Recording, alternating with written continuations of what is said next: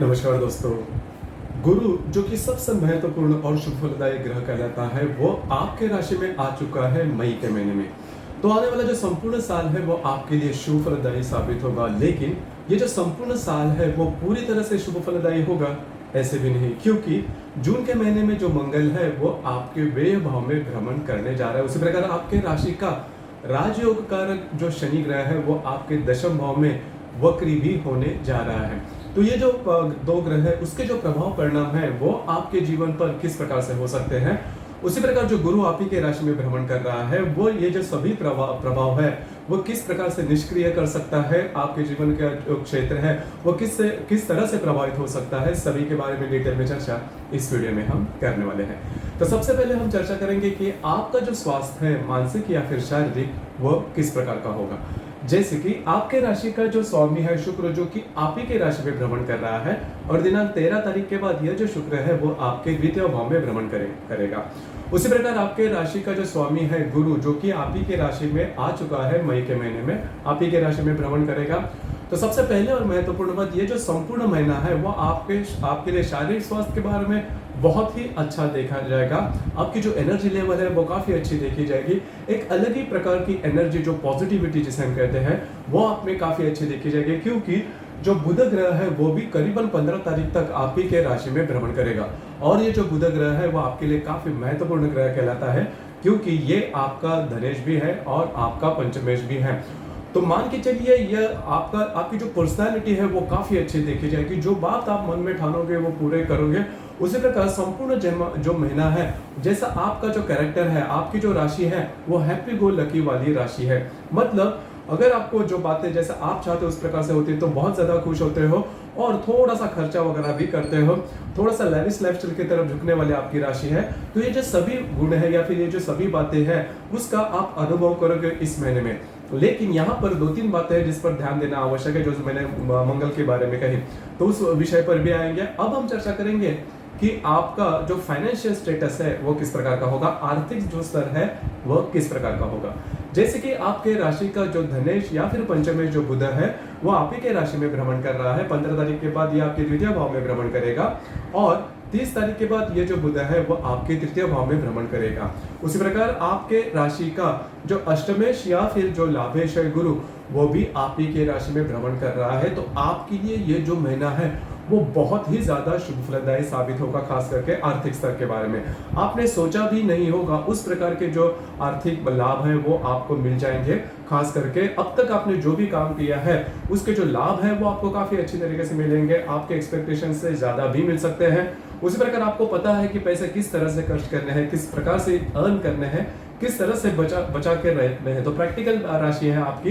तो ये जो सभी बातें हैं वो आपको इस महीने में मिलने की संभावना बहुत ही अच्छी बन रही है। और जो गुरु आपके लिए लक फैक्टर है वो आपके लिए लाएगा, अनपेक्षित लाभ, जिसके बारे में लाभ के बारे में आपने सोचा नहीं था उस प्रकार के भी लाभ आपको मिलेंगे। मतलब इसके पहले अगर आपने किसी का काम किया था उसके बारे में आपने किसी भी प्रकार की एक्सपेक्टेशन नहीं की थी, तो उस प्रकार के जो लाभ है वो भी आपको इस महीने में मिलेंगे। उसी प्रकार अगर आप शेयर मार्केट से ट्रेड करते हो तो भी आपको इस महीने में जो लाभ है, खास करके अगर शॉर्ट टर्म में आपने कोई ट्रेडिंग की है तो उससे रिलेटेड कुछ अच्छे लाभ भी आपको इस महीने में मिलने की संभावना बहुत ही अच्छी बन रही। सिर्फ एक बात जो मैंने शुरुआत में कही कि आपको थोड़ा सा आपके जो खर्चे हैं उस पर ध्यान देना आवश्यक है, लेकिन इनकम के बारे में बिल्कुल भी चिंता ना करें। इस महीने में जो बातें जैसा आप चाहते हो उस प्रकार से होने वाली है। खरीदारी भी आप ज्यादा करोगे, खर्चे भी थोड़े हो जाएंगे, लेकिन वो जो खर्चे रहेंगे वो आप सही दिशा में कर रहे हो, बस आपको इसी के ऊपर थोड़ा सा ध्यान देना होगा। तो कुल मिला के देखा जाए आर्थिक स्तर के बारे में ये जो संपूर्ण महीना है वो जैसा आप चाहते हो उस प्रकार से होगा। इसके बाद हम चर्चा करेंगे गृह सुख के मामले में फैमिली हैप्पीनेस किस प्रकार का होगा। फैमिली हैप्पीनेस के बारे में अगर देखा जाए तो आपके राशि का जो चतुर्थेश है रवि, जो कि आप ही की राशि में भ्रमण कर रहा है, 15 तारीख के बाद ये आपके द्वितीय भाव में भ्रमण करेगा। तो घर के जो लोग हैं उनके साथ आपकी जो इंटरेक्शन है वो बहुत ही अच्छी देखी जाएगी। उसी प्रकार घर के खास करके जो पुरुष वर्ग होंगे उनके साथ भी आपकी जो इंटरेक्शन है वो काफी अच्छी देखी जाएगी। और एक सबसे महत्वपूर्ण बात, आप में जो जोश खरोश है वो बहुत ही अच्छा देखा जाएगा। मतलब आपको जो कॉन्फिडेंस है वो काफी अच्छा देखा जाएगा। मुझे पता है कि पिछले करीबन एक साल से जो बातें हैं वो जैसा आप चाहते उस प्रकार से बिल्कुल भी नहीं हो रही थी। मतलब आप खर्चे ज्यादा हो रहे थे, आपकी मेहनत ज्यादा हो रही थी और आपकी राशि है उसमें कंसिस्टेंसी काफ़ी अच्छी है। लेकिन इसके बावजूद भी जो फल है, जो सक्सेस है, वो आपको नहीं मिल रहा था। लेकिन मान के चलिए कि मई के महीने से जो बातें हैं वो शुरुआत हो चुकी है, उसके कुछ प्रमाण भी आपको मिले होंगे और जून के महीने में जो बातें हैं वो और ज़्यादा आपके लिए फेवरेबल होने वाली है। तो कुल मिला के देखा जाए तो गृह सुख के मामले में भी ये जो संपूर्ण महीना है वो आपके लिए शुभ फलदायी साबित होगा। अब हम चर्चा करेंगे सबसे इंपॉर्टेंट बात कई लोगों के लिए, वो है आपकी लव लाइफ। आपकी लव लाइफ किस प्रकार की होगी, रिलेशनशिप के मामले में जो बातें हैं वो जून महीने में किस प्रकार की होगी। तो रिलेशनशिप के मामले में आपका जो पंचम शय बुध है वो आप ही के राशि में भ्रमण कर रहा है। दिनांक 15 तारीख के बाद यह जो बुध है वो आपके द्वितीय भाव में भ्रमण करेगा और 30 तारीख के बाद यह जो बुध है वो आपके तृतीय भाव में भ्रमण करेगा। बिल्कुल भी चिंता न करें, आपके लिए जो संपूर्ण महीना है वो लव लाइफ के मामले में अगर कहा जाए तो बहुत ही ज्यादा शुभ फलदायी साबित होगा। आप में और आपके रिलेशनशिप में जो व्यक्ति होंगे उनमें जो रिलेशनशिप है वो बहुत ही अच्छी देखी जाएगी। और सबसे इंपॉर्टेंट बात, अगर आप नई रिलेशनशिप बनाना चाहते हो तो उसके लिए ये जो संपूर्ण महीना है वो बहुत ही ज्यादा शुभ फलदायी साबित होगा। आपको सामने से भी रिलेशनशिप के मामले में जो बातें हैं वो आ सकती है, जिसके बारे में आप सोच सकते हो। और जो गुरु आपके राशि में भ्रमण कर रहा है वो किसी भी प्रकार से आपकी जो बुद्धि है वो भटकाएगा नहीं, जो कि काफी अच्छी बात होगी।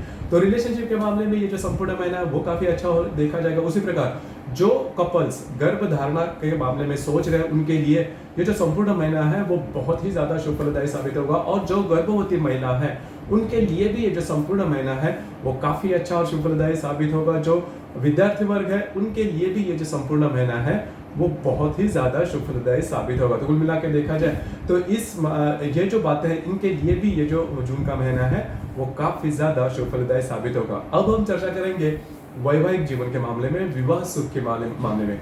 देखिए, वैवाहिक जीवन के मामले में अगर कहा जाए तो ये जो संपूर्ण महीना है उसमें अगर आप विवाहित हो तो आपके जो वैवाहिक जोड़ीदार है उनके साथ छोटी मोटी बातों को लेकर तकरार हो सकते हैं। देखिए, यहाँ पर जो मंगल आपके लिए सबसे महत्वपूर्ण ग्रह कहलाता है वृषभ राशि के लिए, वो आपके व्यय भाव में भ्रमण कर रहा है। तो यहाँ पर 2-3 बातें हैं जिस पर ध्यान देना बहुत ही ज्यादा आवश्यक है। अगर आप विवाहित हो तो आपके जो वैवाहिक जोड़ीदार है उनके स्वास्थ्य के बारे में थोड़ा ध्यान देना होगा। स्वास्थ्य से रिलेटेड जो प्रॉब्लम कॉम्प्लिकेशंस है वो इस महीने में आने की संभावना थोड़ी ज्यादा बन रही है। आपको इसके बारे में थोड़ा सा चौकन्ना रहना होगा। उसी प्रकार आपके जो वैवाहिक जोड़ीदार है उनके स्वास्थ्य से रिलेटेड या फिर उनके साथ छोटी मोटी बातों के लिए जो प्रॉब्लम मैंने कही इस पर थोड़ा ध्यान देना होगा। जो मंगल है वो उसी लिए ज्यादा महत्वपूर्ण होगा जिसके बारे में मैंने आपको कहा।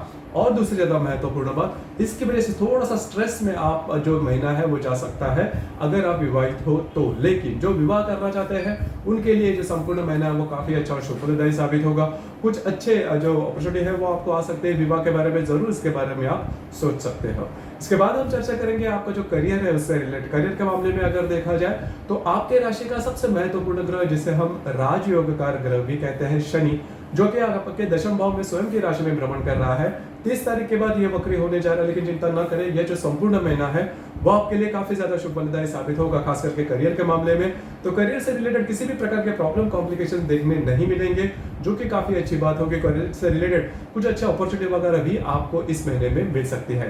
तो कुल मिला के देखा जाए तो सिर्फ एक बात है जिस पर ध्यान दीजिए, अगर आप विवाहित हो तो आपके जो वैवाहिक जो जोड़ीदार है उनके स्वास्थ्य से रिलेटेड जो प्रॉब्लम है वो आपको आ सकती है और उससे जो रिलेटेड जो स्ट्रेस है वो आप पर थोड़ा आ सकता है। बस आपको इसी के ऊपर थोड़ा ध्यान देना होगा। इसके बाद हम चर्चा करेंगे जो ग्रह योग है उसके जो प्रभाव परिणाम है वो आप पर किस प्रकार से होंगे। जैसे कि दिनांक 4 तारीख को रवि और शुक्र की युति होने जा रही है, उसी प्रकार बुध और गुरु की युति भी आप ही के राशि में होने जा रही है।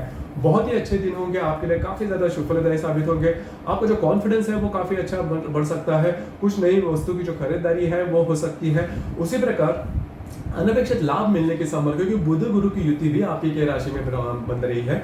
तो लाभ के बारे में आपने अब तक जो भी काम किया है उससे रिलेटेड अनपेक्षित लाभ या फिर अनएक्सपेक्टेड लाभ या फिर आपके जो मित्र परिवार है उनसे भी आपकी काफी अच्छी जम सकते हैं। तो कुल मिला के देखा जाए तो 4 तारीख के कई ऐसी जो शुभ बातें हैं, शुभ घटनाएं हैं वो आपके लिए घट सकती है, जो कि आपके लिए शुभ फलदायी साबित होगी। उसी प्रकार कुछ अच्छी वस्तु की खरीदारी भी हो सकती है।